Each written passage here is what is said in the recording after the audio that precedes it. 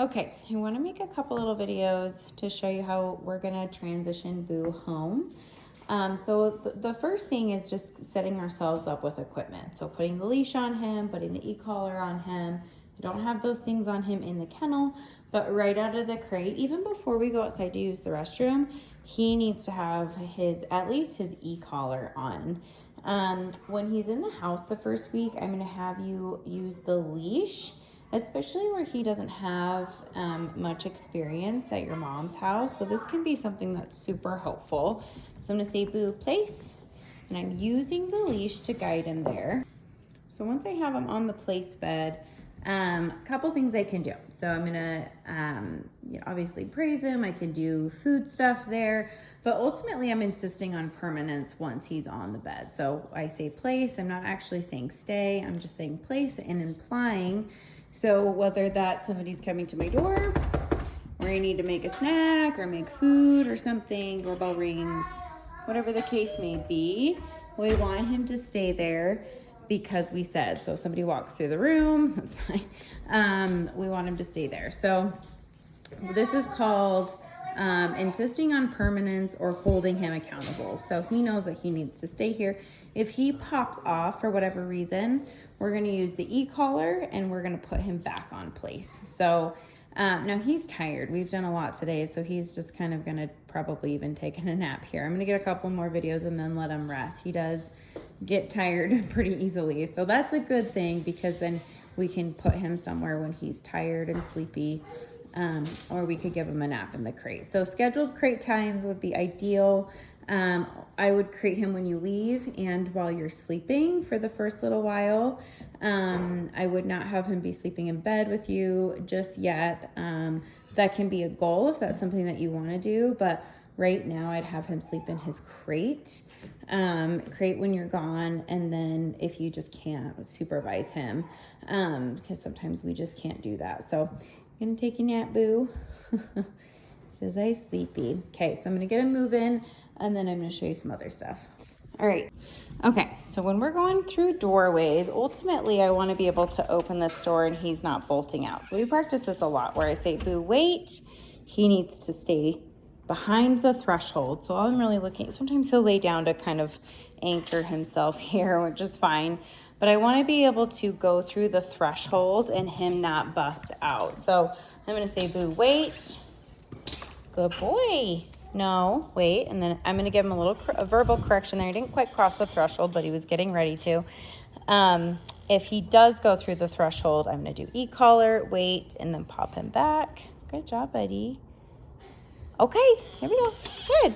And it's just as simple as that. So I could even do it coming back through the door, but this is just a safety thing for him, as if he is busting through doorways in an unsafe way. We set ourselves up for a dog like not coming back because like that already worked. So why would they come back? Why would they follow through on that kind of stuff? So when we do go out in the yard, I do want to practice some recalls, in event that if that does happen, we are able to call him back. So I'm going to just go out in the grass here and just let him drag the leash. So this is something that, you got to get it off your face. This is my little short snout. So when you're in the front yard, you can have him drag this leash. So let's say I'm like out in the yard and I'm kind of paying attention to my surroundings and a dog comes by, I can just step on it. He's here with me, right? Hi. He likes to rub his face in the grass. So I didn't put him in a command. He's naturally healing with me, but we do practice some of this stuff a lot. So I would say, Boo, come. Good boy. And he needs to come next to me. And I should be able to touch him. Like, this is just a safety thing for dogs. So if I say, Boo, come, and he's not close enough to me where I could, like, pick him up if there was, like, an aggressive big dog, then I'm kind of setting myself up for failure. Are you playing with your leash? Good job. Boo, come. Good. So we'll practice this at your house when we bring him home, because he might want to explore your yard a little bit more. There's a good boy. All right, so then when we get out onto the walk, so I'm going to start doing some priming with him. So what I mean when I say priming is I'm not just gonna start walking down the street. I'm actually gonna do a couple little directional changes, get him dialed in, get him sticking to my leg a little bit more, working off some distractions. We've got some neighbors out, and so good distractions. People walking their dogs this evening. So what I'm gonna do is I'm just gonna move away and just keep having him Velcro. If he doesn't come with me immediately, I'm going to start using the e-collar. So this is my time to see where he's at in levels. So sometimes dogs, when they first come outside, they're more in tune with the outside environment than they are with the e-collar. And so oftentimes we have to start a little higher and then we work down. So if we start higher, he's going to become a little bit more aware. So that could be like a 10 or a 12. But I might have to play with levels with him because sometimes he is when I first put the e-collar on, the fluff is so fluffy. It doesn't always make a ton of contact. So I might have to move it around or brush him out right before I put the e-collar on just to make sure it's making really good contact with him. I feel like he's pretty primed. So we're just gonna go along the sidewalk. And if he were to start veer off, because as we go house to house, we're in a whole new territory. So we've got new dog smells, other people out. Some people are walking. In fact, we're gonna pass a lady. She walks every day the same time. So what we'll do is we'll just veer off a little bit and work on some focus. So I'm gonna say heel, and I want him to get a little bit more sticky. Nope, heel, so he's not quite there. I'm gonna step back, and my body position is still ahead. So I'm gonna step away, heel. Oh, thank you. Hi. Pomeranian, you wanna say hi? Yeah. Boo, okay. The face on there. Okay, so we just finished actually talking with that lady. So I actually let her say hi to him, and he gave one little jump, and then I said, nope, boo, off. And then we just continued. And so she was like, it's okay. And I'm like, well, no. So I don't want him just running up to people and jumping. So I understand it from the little dogs. It's easier just to let them jump because we're so high and they're so low. And so we want to make sure that he's staying down, and then people can come down and pet him on his level. He's a super social guy. We're gonna pass some barking dogs here. And I even sometimes like to practice some impulse control here. So right here, I'm gonna say boo, down. Good job, buddy. Heel. So good distractions here. This sometimes can make dogs a little nervous because these dogs along this fence line get pretty spicy. Good job, boo. I'm gonna do it again. No, heel. Down. Good. Down. So we're just gonna follow through. So when he barks, no, and then I'm gonna give a correction, and then I'm gonna say down. Good job. Heel. We're gonna work him through this. So before I leave here, I wanna make sure he's nice and calm. These dogs put off a lot of Spitfire and vinegar, and so most dogs will feed off of that. Heel. Down. Good. Heel.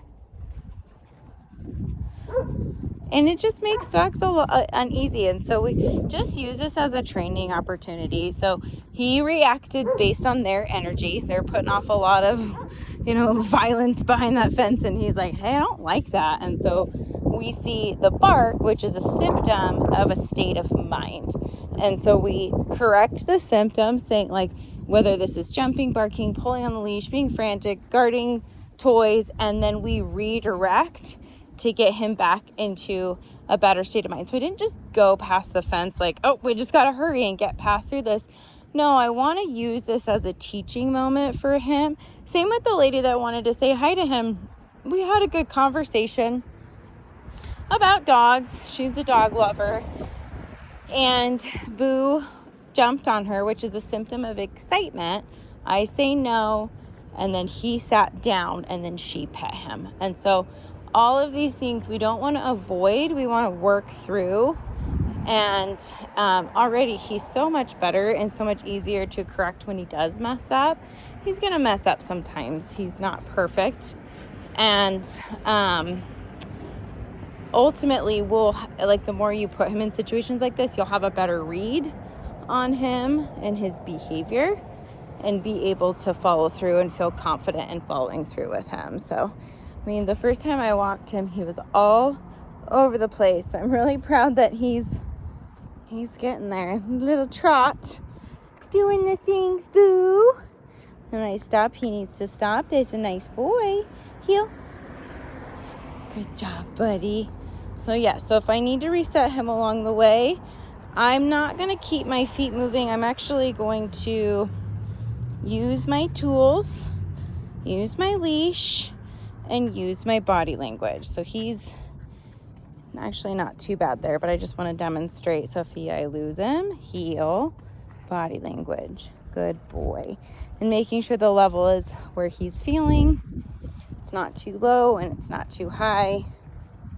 Good job, buddy. But he's doing really good.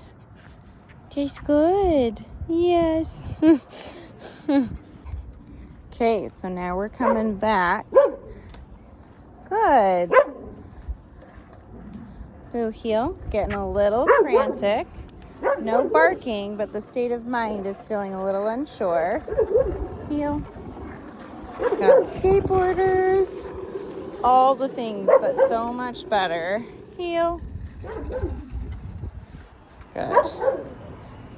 There you go, buddy. Love it. Love it. I got tons of people and dogs too. So, because we practice, it just gets better and better. He's doing good, Boo Boo.